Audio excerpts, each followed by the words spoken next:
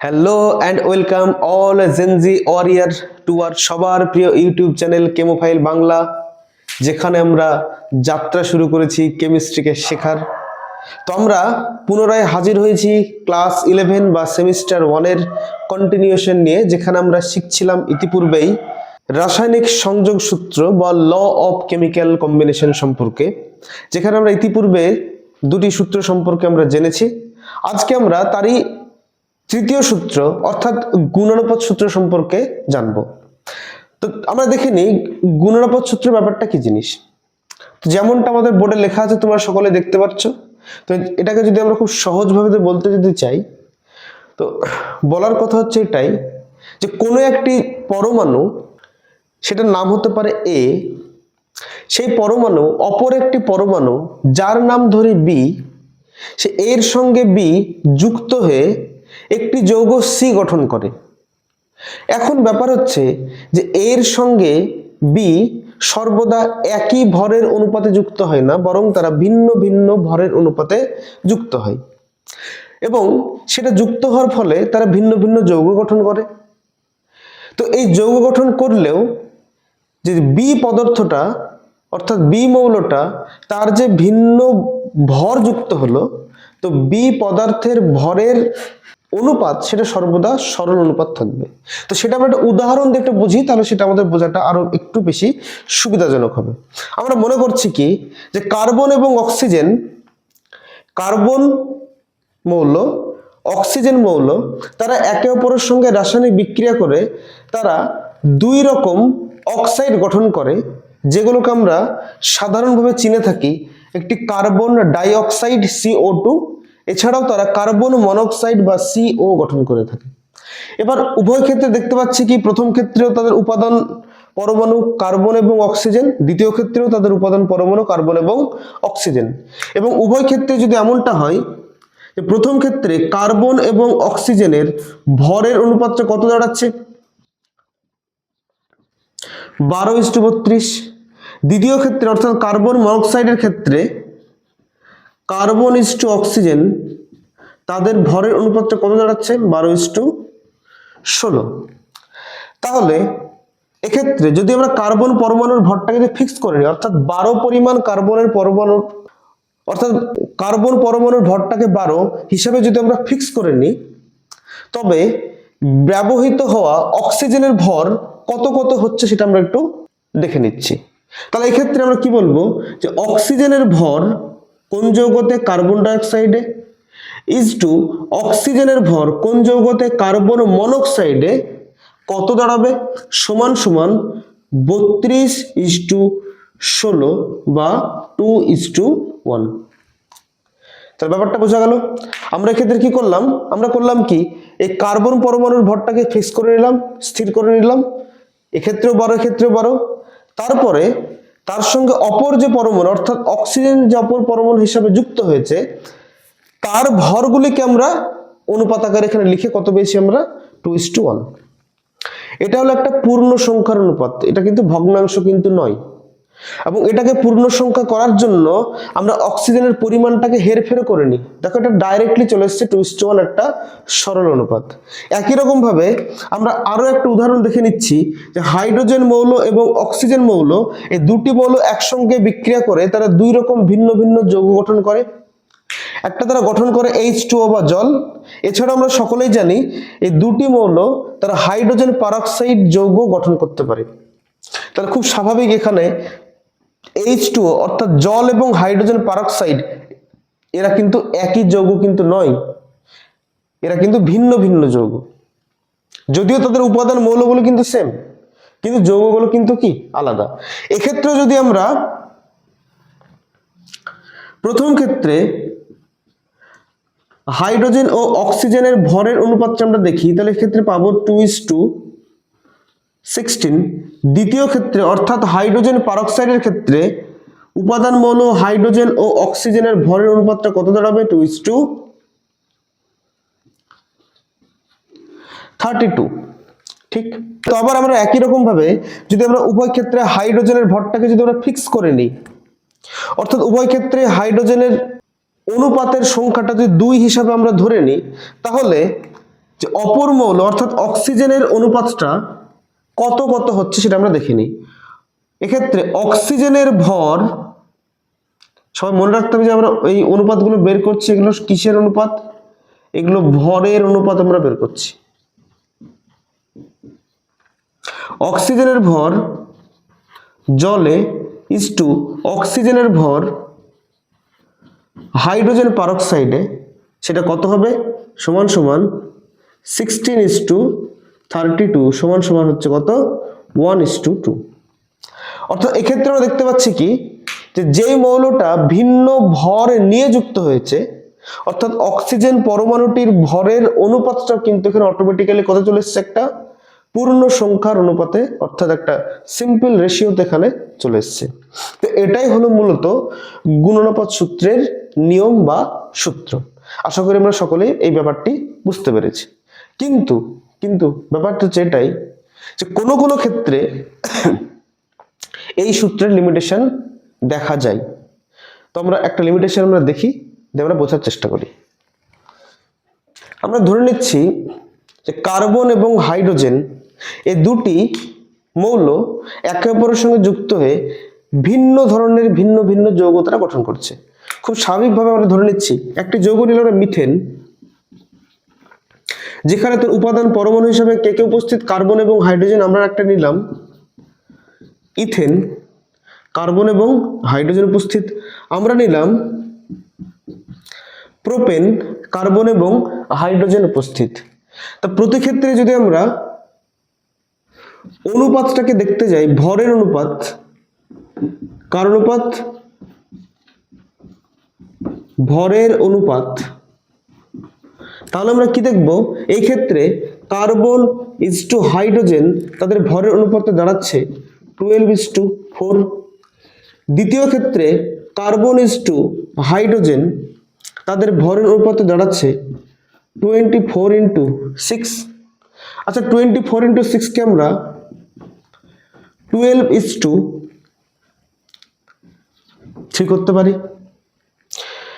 আবার একই রকম ভাবে ইথেনের ক্ষেত্রে, প্রোপেনের ক্ষেত্রে কার্বন ইজটু হাইড্রোজেন তাদের ভরের অনুপাতে দাঁড়াচ্ছে 36:8 বা 12:8/3। ওকে, তাহলে আমরা দেখতে পাচ্ছি কি, এই যে তিনটে যৌগের ক্ষেত্রে যদি আমরা কার্বন পরমাণুটাকে ফিক্স করে নিই, অর্থাৎ প্রতি ক্ষেত্রে কার্বন পরমাণুর ভরটাকে আমরা যদি 12 একক হিসাবে যদি আমরা এখানে কনস্ট্যান্ট ধরে নিই, ফিক্স যদি করে নিই, তাহলে আমরা সকলেই দেখতে পাচ্ছি যে তার সঙ্গে যুক্ত হওয়া হাইড্রোজেন পরমাণুর ভরের অনুপাত ভিন্ন জায়গায় ভিন্ন রকম, এবং ভিন্ন জায়গায় ভিন্ন রকম হওয়ার জন্য তারা যৌগটাও গঠন করেছে ভিন্ন ভিন্ন। ঠিক, কখনো তারা গঠন করেছে মিথেন, কখনো তারা গঠন করেছে ইথেন, আবার কখনো গঠন করেছে প্রোপেন। আচ্ছা, তাই যদি হয় তাহলে আমরা যদি শুধুমাত্র হাইড্রোজেনগুলির ভরের অনুপাতকে যদি আমরা এখানে প্রকাশ করতে যাই, তবে আমরা কি দেখব? হাইড্রোজেনের ভর ইন মিথেন ইজ টু হাইড্রোজেনের ভর ইন ইথেন ইজ টু হাইড্রোজেনের ভর ইন প্রোপেন সমান সমান এটা দাঁড়াবে 4:3:8/3। এখন কথা হলো, এই 8/3 এটা কি পূর্ণ সংখ্যা? এটা কিন্তু পূর্ণ সংখ্যা কিন্তু নয়, এটা একটি ভগ্ন সংখ্যা। তা ভগ্ন সংখ্যা যদি হয় তাহলে সেক্ষেত্রে এটা কিন্তু গুণানুপাত সূত্রকে কিন্তু সিদ্ধ করছে না বা স্যাটিসফাই কিন্তু করছে না। যদি এই গুণানুপাত সূত্রকে স্যাটিসফাই করতে হতো তাহলে ব্যাপারটা কি দাঁড়াতে হতো? তাহলে হাইড্রোজেনের যে ভরের অনুপাতগুলি আমরা ভিন্ন ভিন্ন নিচ্ছি, যতই ভিন্ন হোক তাদের অনুপাতটা কি আকারে আসবে? পূর্ণ সংখ্যার অনুপাতেই কিন্তু আসা উচিত, কিন্তু এখানে কিন্তু সেটা আসেনি। তাহলে এখান থেকে বোঝা গেল যে গুণানুপাত সূত্র যে সকল মৌলের ক্ষেত্রে প্রযোজ্য হবে তা কিন্তু নয়। মূলত যে সকল মৌল ক্যাটিনেশন প্রপার্টি দেখায় বা ক্যাটিনেশন ধর্ম যারা দেখায় তাদের ক্ষেত্রে এই গুণনফল সূত্র সর্বদা প্রযোজ্য কিন্তু হয় না। দু একটা যৌগতে প্রযোজ্য হলেও পরবর্তী যৌগের ক্ষেত্রে কিন্তু সেটা কখনো প্রযোজ্য হয় না। আশা করি আমরা সকলে ব্যাপারটা বুঝতে পেরেছি। তারপরে যদি আমাদের কোনো অসুবিধা থাকে বা যদি কোনো ডাউট থাকে অবশ্যই আমরা কমেন্ট সেকশনে জানাবো এবং আমরা চেষ্টা করব তোমাদের ডাউটগুলোকে আরো সুন্দরভাবে বুঝিয়ে দেওয়ার বা তোমাদের ডাউটগুলোকে দূর করে দেওয়ার। তাহলে আমরা এগিয়ে যাই পরবর্তী সূত্রতে। আমাদের পরবর্তী সূত্র গেলুসাকের গ্যাস আয়তন সূত্র। আমাদের মনে রাখতে হবে যে এই সূত্রের ক্ষেত্রে সেই সকল রাসায়নিক বিক্রিয়ায় এই সূত্রের আওতায় আসবে যে সকল রাসায়নিক বিক্রিয়ার ক্ষেত্রে বিক্রিয়ক এবং বিক্রিয়াজাত সকল পদার্থই গ্যাস হবে, অর্থাৎ তারা গ্যাসিয়াস স্টেটে থাকবে, না তারা তরল হবে না তারা কঠিন হবে। এই ক্ষেত্রে শুধুমাত্র এই সূত্রটি প্রযোজ্য, নতুবা নয়। তো সূত্রটি কি বলছে তো আমরা সকলে দেখতে পাচ্ছি বোর্ডে যেমনটি লেখা আছে সেটা আমরা দেখতেই পাচ্ছি।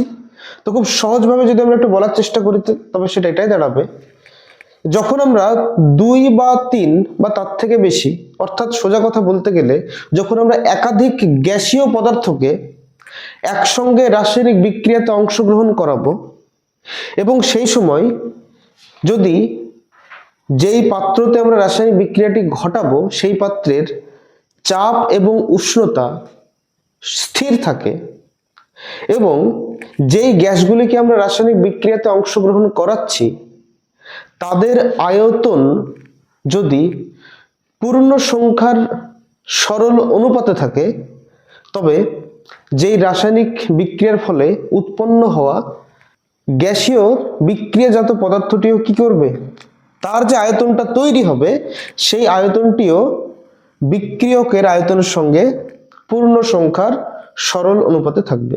তাহলে আমি ছোট্ট একটা উদাহরণ দিয়ে একটু বলার চেষ্টা করি।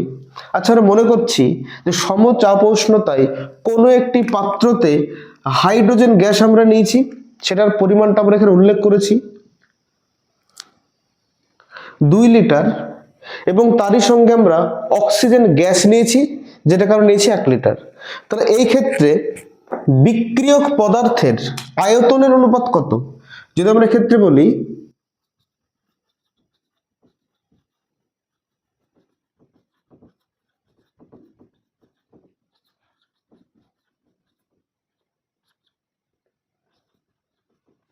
টু ইস টু 1, এখানে কি কি নিয়েছি আমরা? হাইড্রোজেন এবং অক্সিজেন, তাই তো। এবং আমরা দেখতে পাচ্ছি কি এই হাইড্রোজেন এবং অক্সিজেন তার রাসায়নিক বিক্রিয়াতে অংশগ্রহণ করে তারা জলীয় বাষ্প গঠন করে এবং এই যে জলীয় বাষ্পটি উৎপন্ন হলো তার আয়তনটা সেখানে দেখাচ্ছে 2 লিটার।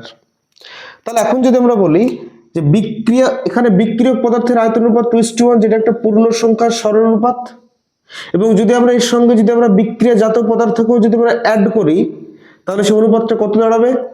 2:1:2। এখানে প্রথম দুইটি হাইড্রোজেনের জন্য, পরের একটি অক্সিজেনের জন্য, পরের দুইটি কত? এটা হচ্ছে জলীয় বাষ্পের জন্য।